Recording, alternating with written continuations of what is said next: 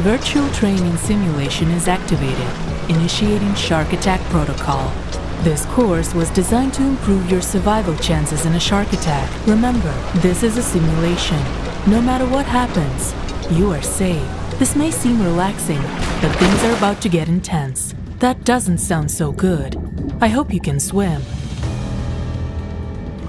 There are over 500 species of sharks, but only around 12 of those species have been known to attack humans. Statistically, the chances of a shark attack are low. You're more likely to be struck by lightning than become fish food. But just in case it does happen, there are a few things to remember. Sharks are opportunistic predators. They prey on wounded or defenseless animals. They are attracted to movement, so try not to panic or draw attention to yourself by splashing. That's better. You should try and get towards the shore quietly and quickly. Remember, you can't outswim a shark, so you might need to fight it off. There are signs that indicate that a shark is about to attack. These include circling, sharp turns, and the lowering of the dorsal fin. That attack looks imminent, so it's time to take action. Never play dead. The shark will think you're an easy meal. Always face towards the shark. You'll want to see what it's doing. You may have heard that punching a shark on the nose will stop it. It might work as a last resort, but it'll probably make a shark angrier. Instead, try putting something between you and the shark. That's a good idea. I hope you're feeling brave. Remember, this is just a simulation. Try aiming for the eyes or gills. Hitting these sensitive spots may startle the shark. You did it. Now let's get out of the water. Keep going. You're almost there.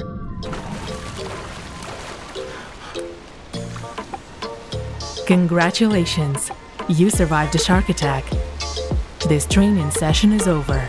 Virtual training simulation is activated. This course was designed to improve your survival skills during a tsunami. A tsunami is basically a series of huge waves caused by earthquakes, volcanic eruptions, underwater landslides, and even asteroid falls. Hey, what are you doing? Although you're completely alone here, it's not an excuse to misbehave. This session will be recorded and evaluated. Alright, let's start the class. Beware, it's gonna feel very real, but you're completely safe here. Can you see the exposed seafloor? Water suddenly turned towards the ocean. This is one of the major tsunami signs. You need to get out from the shore as soon as possible and climb higher.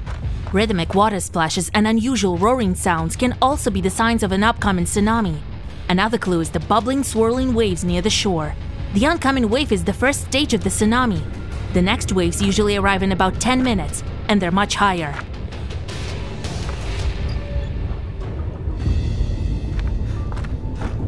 You need to run at least 3 kilometers away from the coastline and rise to a height of 30 meters above the sea level.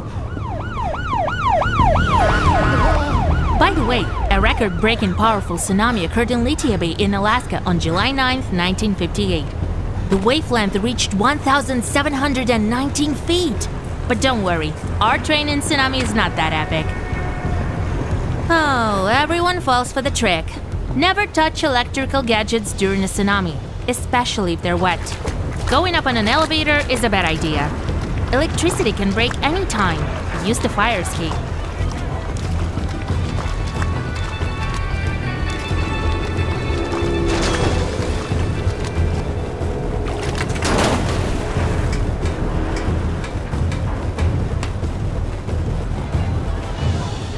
Ideally, you gotta climb a mountain, but if you can't reach it quickly, choose the highest building and climb on the roof. Of course, it's not the safest option since the waves can easily destroy the building, but it's better than nothing.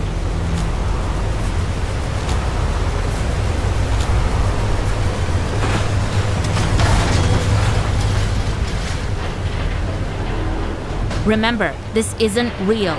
There's no one in these cars.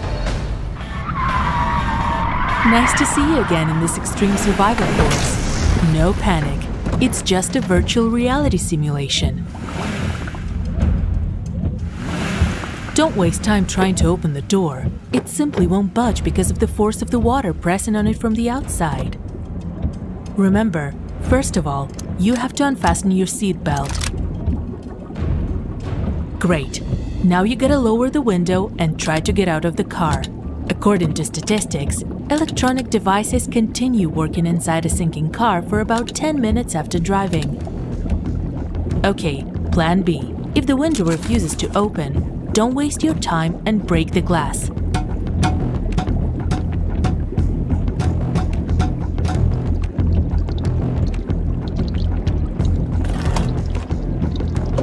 Oh no, don't even try to break the windshield. The most efficient option is to remove the headrests and break the glass with the metal prongs at the end of them. Unfortunately, you're not very forward-looking and you haven't put a special glass-breaking hammer. Wait until the car is completely filled with water. This will equalize the pressure inside and outside the car, and the door will open.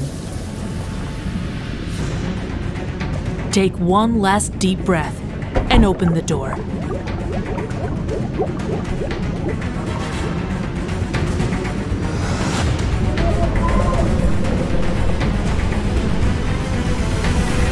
Remember that water around a sinking car gets murky and cloudy, so follow the air bubbles to get to the surface. Welcome to the virtual reality survival class. Today our task is to get out of a burning car. Diesel cars don't explode, but they tend to burn more slowly. That's why it's difficult to put out a fire. First off, check the engine. If it's still running, shut it down immediately. And now check the doors. Perhaps one of them isn't blocked.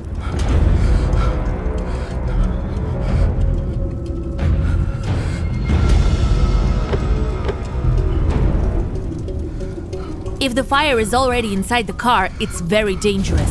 Acrid smoke in a closed space will kill you in a few minutes. Time to get out. If all doors won't open, check the windows. If any of them is broken, remove the remaining glass and get out this way. Whoops, that won't work. Try to find a fire extinguisher. According to the rules, it must be under the driver's seat to be handy in case of danger.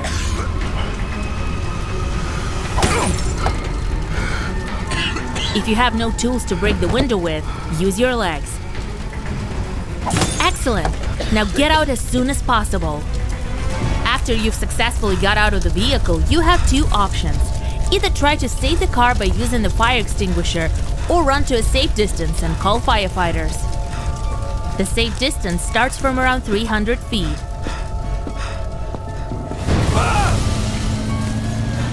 Here they are, just in time. Congratulations! Mission accomplished. Attention! A tornado can emerge even when there's no storm or rain. Most of the time they appear in summer when the ground is heated, but there are many exceptions. Tornado formation is sudden and quick. It might take only a few minutes before it starts to wreak chaos upon everything in its path. Welcome to the virtual reality class for extreme survival. If a tornado found you at home and you have no time to escape, make sure to lock all windows, doors, and attic spaces. Stick tape crosswise over each window glass to prevent the debris from scattering. Make sure to turn off the gas and electricity and put out the fire in your stove. Prepare flashlights and candles, as well as water and food supplies for at least 3 days. Don't forget to take a working radio.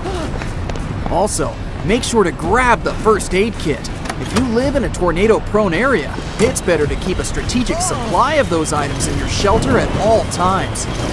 The region inside of a tornado is characterized by low temperatures and oxygen levels, making it difficult to breathe.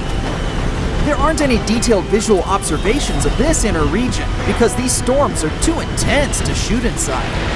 Tornado formation is quite simple. Hot air streams from the ground collide with a descending stream of cold air brought by thunderclouds. Warm air can't go higher up, and cold air can't flow down. The force of their collision gradually produces a vertical column of spinning air that starts to suck debris from the ground like a giant drain. A tornado can be up to 2 miles in diameter, and the speed of the funnel itself is somewhere between 25 to 40 miles per hour. A tornado can last from a few minutes to an hour or more, but usually they exist for up to 10 minutes and then dissipate. Don't leave your shelter right after the wind weakens. The twister may reappear in a few minutes. Whew, the tornado is gone now. You can leave the shelter.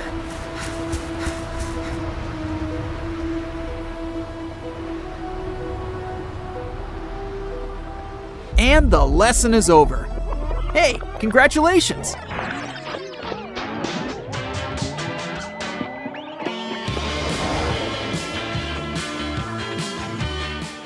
Are we there yet? I'm starving. Yep, almost there. What's going on? Looks like an apocalypse. Don't worry, it's just a traffic jam. Are you sure? No! Tornado! What? Let's get out of here! No, we must stay in the car. Is it safe? No, but it's even more dangerous outside. Let's leave the car running to make sure the airbag would work properly. You need to cover your head. Here, take the blanket. Thanks, but what about you? I'll use my coat. Lean against the walls and freeze. Whoa! Here we go! I've never been inside a tornado before. Have you? Ah! Whoa! Is that a cow? Yeah! Poor thing!